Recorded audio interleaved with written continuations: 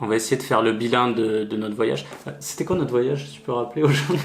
Nous sommes partis avec notre fourgon de France et nous avons réussi à aller jusqu'en Inde. Là, on va essayer de vous faire un petit résumé rapide en 8 questions.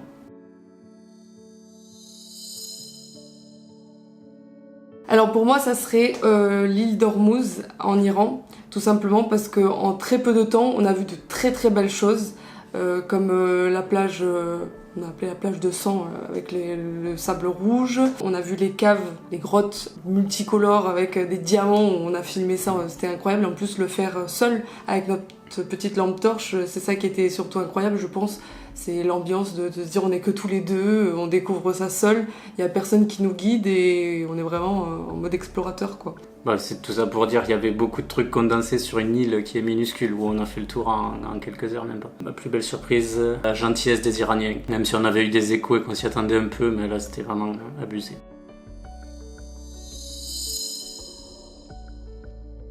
Je leur remets une cartouche gratuite, mais la mentalité des Indiens, je me répète, j'ai été déçu. Et je m'attendais pas à ça avec tout ce qui est autour du karma, du bouddhisme et tout ça. Et en fait, par rapport au pays qu'on a fait juste avant, c'est vrai que ça fait oui, un gros c'est changement. peut-être ça, c'est peut-être le contraste avec je pense aussi. les 3 pays avant où c'était formidable et là... Et voilà. on a peut-être pas eu de chance aussi. Bon. Moi, c'est pas une grosse déception, mais bon, on peut dire que par rapport aux attentes de certains, c'est le Taj Mahal qui est très beau en passant, mais c'est vrai que après un an, après avoir vu tellement de choses, j'avoue que bon, je pense même si je l'avais pas vu, ça m'aurait rien changé à mon voyage parce que j'ai vu tellement de choses exceptionnelles et vraiment hors du commun et sur des choses où vraiment je m'y attendais pas grand chose et waouh, que le Taj Mahal, je pense que c'est le monde, le fait que ça soit trop touristique pour moi. Je préfère un endroit perdu, voir que de la nature et de me dire waouh, je suis avec lui, il est dans un endroit naturel. Là, trop touristique à mon goût.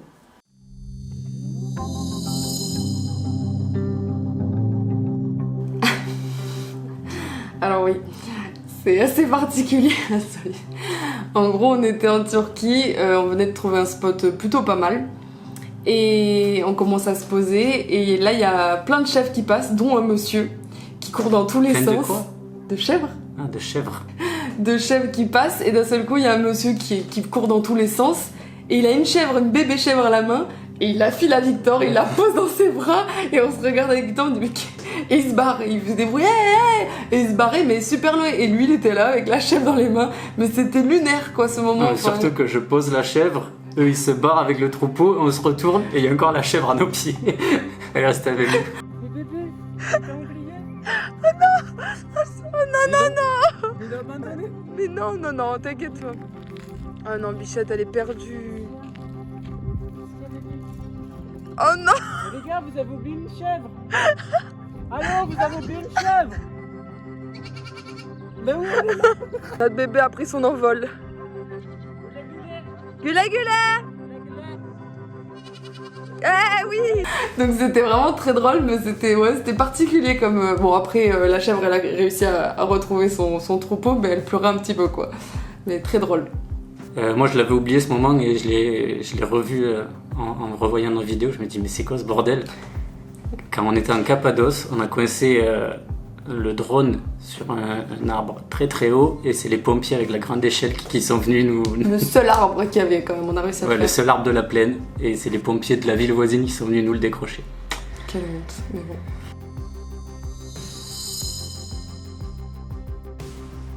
Je crois qu'on est d'accord. Sur ce point, il n'y a pas de doute, c'est les Iraniens. Le peuple iranien est juste incroyable, on a fait... Toutes les familles qu'on a croisées en Iran et qui nous ont tout offert. Tout, absolument tout. On a passé un moment incroyable et ça reste dans nos petits cœurs. Le moment où j'ai le plus peur, il n'y en a pas eu énormément pendant le voyage, mais ça sera donc le moment où on s'est fait dégager de notre spot en pleine nuit par des Indiens à coups de bâton. Ce qui m'a fait peur, c'est surtout le regard de la personne qui aurait pu vraiment nous tabasser à mort sans problème. Et que, oui, non mais toi tu l'as pas vu comme ça, mais... Et que Victor, je sentais ça commençait à le chauffer. On a même pris le couteau hein, quand même pour se défendre. Et ce qui m'a fait peur, c'est vraiment qu'ils attaquent Victor. J'ai vu comme lui, il commençait à s'emballer, et moi j'ai commencé à sentir vraiment la violence en face et je l'ai fait rentrer dans le fourgon. C'est ça qui m'a fait peur, de savoir qu'est-ce qui aurait pu se passer si j'avais pas mis Victor dans le fourgon. Je pense que ce moment-là, je sais pas comment on l'a vécu, comme c'est dans l'action, ça va, j'ai pas trop eu peur, mais j'ai plus eu peur à un moment où j'étais en train de m'imaginer ce qui pouvait se passer. C'est quand on est rentré en Iran, qu'on savait comment c'était, comment ça se passait dans le pays, qu'on a subi un premier contrôle où ça s'est à peu près bien passé. Et que là, on a eu un deuxième contrôle où le mec avait l'air complètement parano, il a commencé à fouiller tout le fourgon. Ils nous ont mis dans une espèce de petite maison en bord de route, là, ils nous ont pris les téléphones et ils ont commencé à tout fouiller. Et là, je me suis dit, je sais pas, à tout moment, ils trouvent un truc bizarre, enfin, un truc qui lui semble bizarre, et on prend 10 ans de prison en Iran sans savoir pourquoi. Et là, ouais, j'ai eu un petit coup de stress.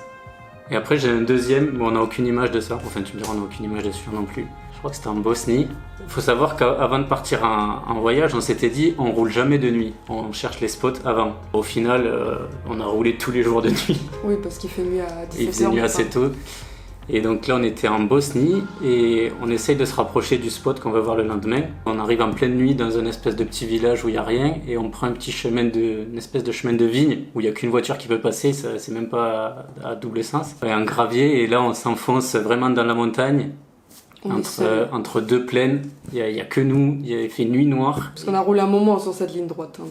Ouais, il y a en plus un petit chemin, vraiment on a dû rouler 15-20 minutes, et puis à un moment on s'arrête, il y a un petit bas-côté, on se met là, on se dit putain, là on est tranquille, vraiment s'il y a quelqu'un, il y a personne qui va rien nous dire à ça, à cet endroit-là, on sera tranquille. Donc on s'endort assez tôt, et je sais pas, vers 1h du mat, 2h du mat, on est réveillés tous les deux je crois en même temps, sans trop savoir, et il y a un gros spot qui éclaire. Nous, on a notre fenêtre au-dessus de la tête du lit, et un gros spot qui éclaire. Je crois qu'à ce moment-là, il y avait de la musique, il y a de la musique à fond. Donc là, on regarde, et en gros, il y a une voiture, et le fourgon, il est comme ça, il y a une voiture qui est là, plein phare sur nous. Mais bon, on se dit, ils font leur vie, mais c'est bizarre, l'endroit, vraiment, t'es pas censé être là à cette heure-ci. C'est bizarre qu'ils soient venus jusque-là, juste pour se coller à nous, pour foutre de la musique, c'était bizarre. Mais bon, on s'inquiète pas plus que de ça. On regarde un peu, moi je crois que je commence à m'habiller si jamais on veut partir parce que ça fait trop de bruit ou quoi. C'est pas encore sûr qu'on part, on n'était pas stressé à ce point non plus. Et pendant tout ce moment-là, comme on est plein phare sur nous, on voit pas qui est dans la voiture. On est ébloui. On voit rien. Et à un moment, je sais pas si, parce que ça dure un moment, je sais pas s'ils ont plus de batterie ou quoi, et il y a les phares qui s'éteignent. Et ils mettent la lumière de l'intérieur, donc là on voit les personnes. On voit qu'ils sont minimum 3, il y en a 2 devant et on voit des bras derrière on voit pas bien. Le petit truc qui m'inquiète un peu, c'est que ils sont en train je les vois prendre de la cocaïne. Je sais pas si juste ils venaient se défoncer ou s'ils se donnaient du courage pour passer à l'acte. Je crois que je prends les clés, je suis prêt à sauter. T'as oublié un petit détail. Ouais, mais c'est avant. Là, je crois que j'ai déjà les clés, je me dis bon ok, là c'est sûr, on va se barrer. On va pas attendre qu'ils ouvrent la porte et qu'ils viennent. Et il y a un mec derrière qui ouvre la portière, qui descend et qui va dans le coffre et qui commence à chercher des trucs dans le coffre. Là c'est moi j'ai dit arrache-toi, on s'arrache. On n'a pas attendu de savoir s'il sortait une mitraillette ou une batte de baseball. J'ai démarré feu éteint. Oui, on démarre et il accélère direct, il y a pas de... J'ai démarré feu éteint et on est parti dans le chemin. Parce qu'à savoir aussi, on s'était promis 2 choses. Pas rouler la nuit, ça c'est mort, mais surtout de se mettre toujours en position pour repartir. Toujours faire déjà demi-tour quand on arrive et là on était dans le bon sens pour repartir vers la route. Et on a parce roulé, que si j'avais dû taper une marche arrière ou quoi dans ces graviers il y avait le fossé, il y avait un ravin juste à côté, bref. Voilà, donc un peu un flip, mais on sait pas ce qui serait passé. T'avais eu peur ou pas, toi? Oui, bien sûr, oui.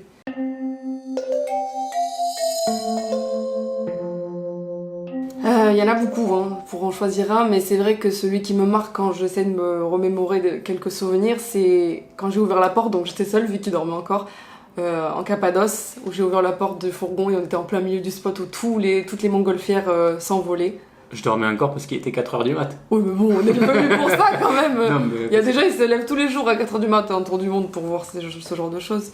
Mais c'est vrai qu'il y en avait ce jour-là, parce qu'il y en a de plus ou moins selon la météo, il y a des jours où il y a quasiment rien, et là, ce jour-là, c'était météo idéale, il y en avait des dizaines, c'était juste dingue. Et surtout qu'on savait pas, mais elle décollait à quelques mètres de nous, quoi. Ah oui, collée à nous, on avait partout, on avait le fourgon au milieu, il y en avait tout autour, il décollait. Et ça fait un sacré bruit d'ailleurs, mais vraiment, super moment. Moi, c'était le premier temple qu'on a fait en Inde, le Golden Temple, où c'était pas très touristique du coup.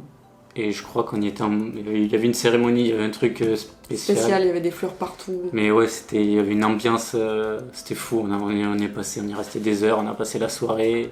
Il y avait du monde, c'était blindé, je sais pas.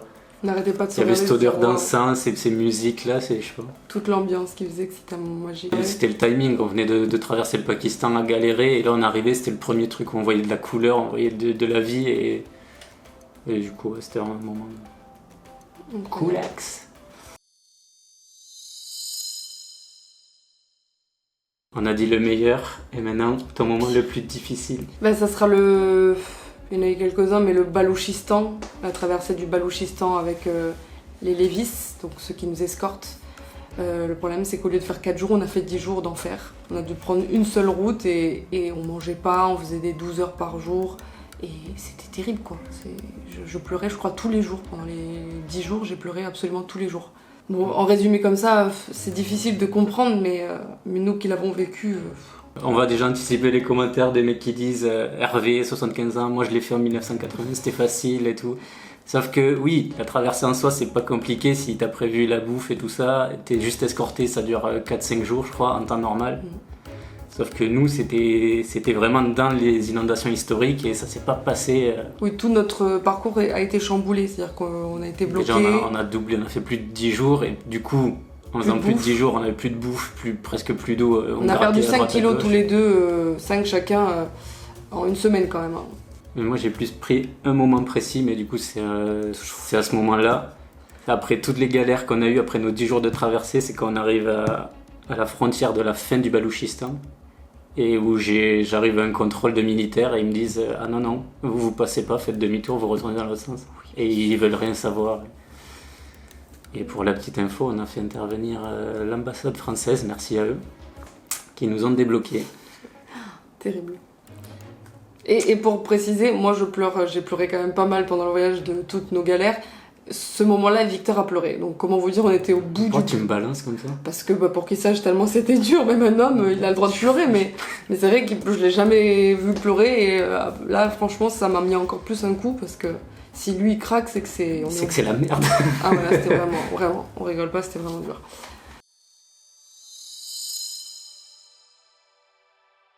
Dans les trucs à refaire, je referai un safari pour essayer de voir quelque chose, parce que bon, j'aimerais bien, c'est mignon.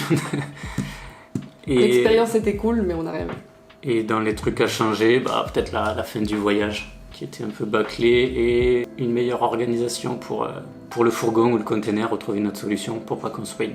C'est clair, je l'aurais fait par la route, mais peu importe. On aurait refait le Balouchistan. Oui, parce que là on a vécu le pire, donc je pense et on aurait été habitués, on aurait bien prévu des trucs qu'on n'aurait pas pu. Mais bon. Vas-y, on repart si tu veux.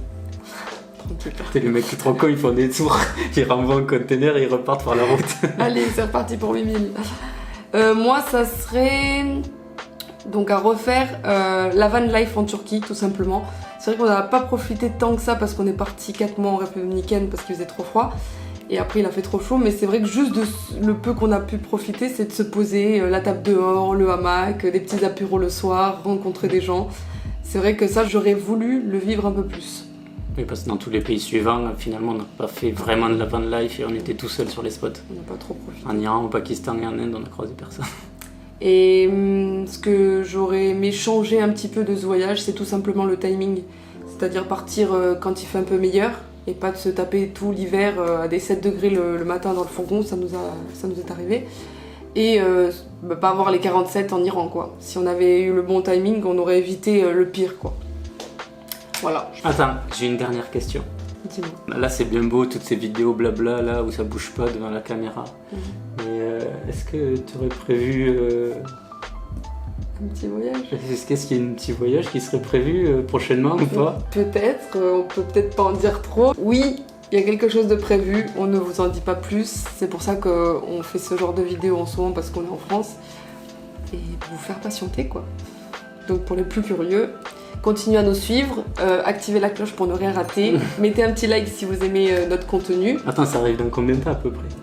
Plutôt 6 mois, plutôt... Quelques semaines, quelques jours, semaines. Ça va être rapide alors. Oui, donc restez connectés les amis et à bientôt, ciao. La main.